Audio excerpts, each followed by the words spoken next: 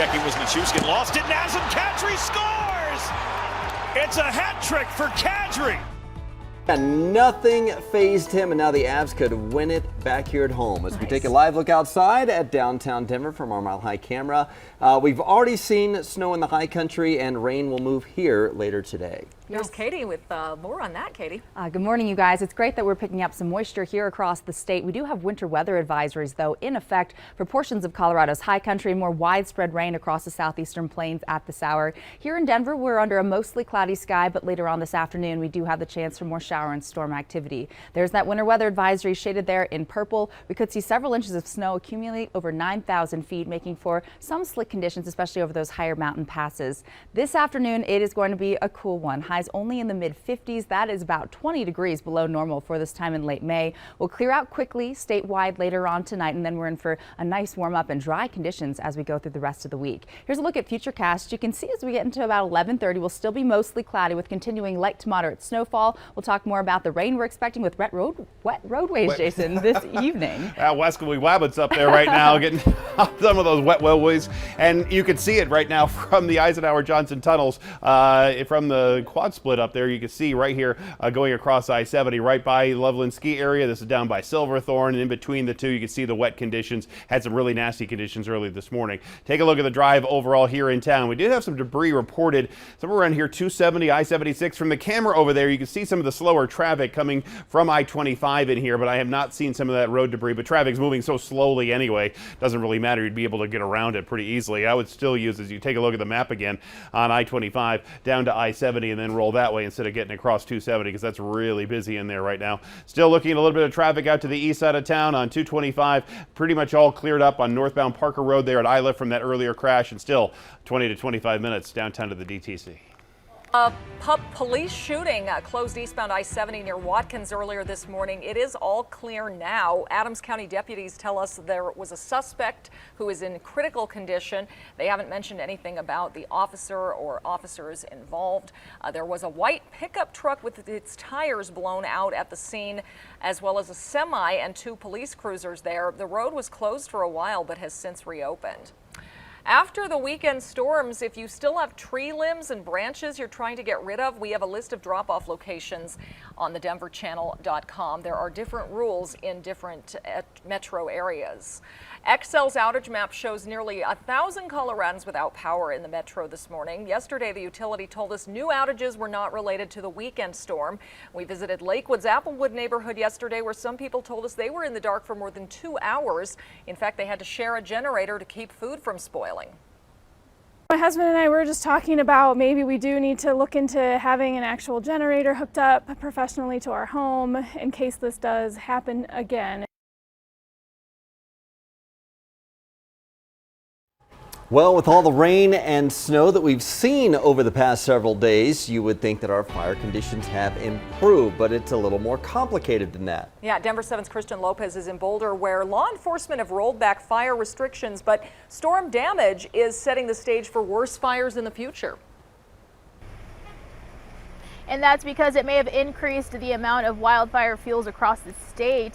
This week, though, Boulder has rolled back on its Stage 1 fire restrictions that have been in place since April, and those include bans on open burning and use of fireworks, though open burning is never allowed within Boulder city limits. Now, the sheriff says that the weekend storm dampened fire fuels enough that it is safe to drop that burn ban. But the weekend storm, even though it brought us much needed moisture, wildfire experts told the Denver Post that the precipitation tends to be a, quote, double-edged sword, since it also likely increased the number of dead trees, branches, leaves, and other plants. And once those dry, they could fuel wildfires quickly. Another concern is that damaged trees could also lead to downed power lines. So since the storm may have created more fuels, it's even more important for cities and counties to pick up those trees quickly and responsibly. Live from Boulder this morning, I'm Christian Lopez, Denver 7. Thank you, Christian. We do have some good news despite our high fire danger right now. About 2 wildfires burning in our state. Firefighters say the Sims fire near Montrose on the western slope is now 100% contained, although it did burn more than 300 acres and destroy 1 home. U.S. Forest officials said over the weekend a prescribed burn near Uray might have started the fire. Meanwhile, near Pagosa Springs, the Plumtaw fire is 51% contained. It's burned more than 700 acres. Firefighters estimate it will not be fully contained, though, until July.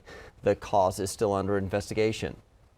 We're learning more information about this weekend's deadly plane crash in Broomfield. The NTSB says the plane was in the air for less than a minute when it crashed after hitting a tree. The crash happened just feet away from homes in the Anthem Ranch subdivision. Witnesses heard engine issues right before the plane went down. The 2 people killed in the crash were both certified private pilots. Well, taking a live look along the Cherry Creek Trail this morning, a very popular path for joggers and bikers, but it will look a lot different later today. Denver 7's Veronica Acosta joins us with a preview of the annual Cherry Creek Flush, which is a necessary mess. It is, and that bike path you just saw, it looks pretty normal right now, but it's going to look completely different by the end of today, and that's because, like you said, it's flush day, meaning the path will be flooded later on. This does happen every single year.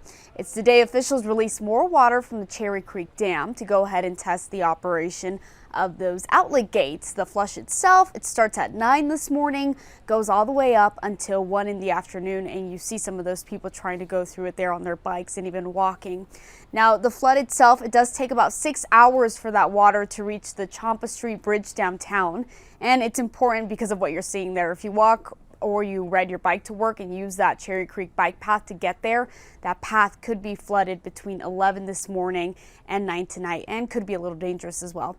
Something to keep in mind, the water will fluctuate, so even if it looks okay when you get on the path, there could be another surge coming while you're on it. That's why officials are recommending you just stay off of it, at least for today. In the newsroom, I'm Veronica Acosta, Denver 7.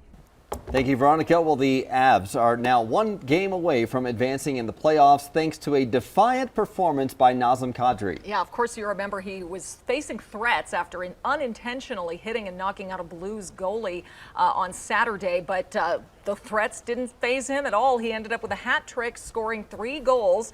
2 Blues players lost their cool at one point and hit Naz in the back. Both got penalties. The Avs went on to win 6-3. After the game, Kadri talked about those threats. Unfortunately, I've been dealing with that for a long time. You know, that's sad to say, but that's just the fact of the matter. I'm getting good at just putting it in the rearview mirror. It's a big deal. I try to act like it's not, and just keep moving forward. So. Game 5 is back at Ball Arena tomorrow night. Puck drops at 6 o'clock. The Avs now lead the series 3-1. Well, some front office changes for the Nuggets. Team president Tim Connolly is leaving the team. He agreed to a 5-year, $40 million deal with the Minnesota Timberwolves. That's more than double what he made with the Nuggets. Connolly will become one of the NBA's highest paid executives. Current Nuggets general manager Calvin Booth is expected to replace him. Well, the Broncos will be back out at practice today. Monday was the first time that rookies, free agents, and veterans all got to work together at UC Health Training Center. They played the full offense versus the defense, so 11 on 11 for the first time. Quarterback Russell Wilson spoke about how he and new head coach Nathaniel Hackett are working to change the team's culture. You got to set the tone every day. There is no other option. You know, if you want to win, you want to win it all. You want to be the best in the world as a team and everything else. There's no other option. So that's what we have to do, and it's a wild obsession every day. Yeah, Wilson said his friendship with Peyton Manning has also grown. Remember, they were rivals in Super Bowl 48. He says Manning has helped his family with the transition to Denver, and the 2 spend time watching film together. Well, next at 8, the Americans who could qualify for a monkeypox vaccine from our nation's stockpile. Also, going the distance, we catch up with the man behind the Boulder as runners await the return of the race after a long 2-year pandemic hiatus.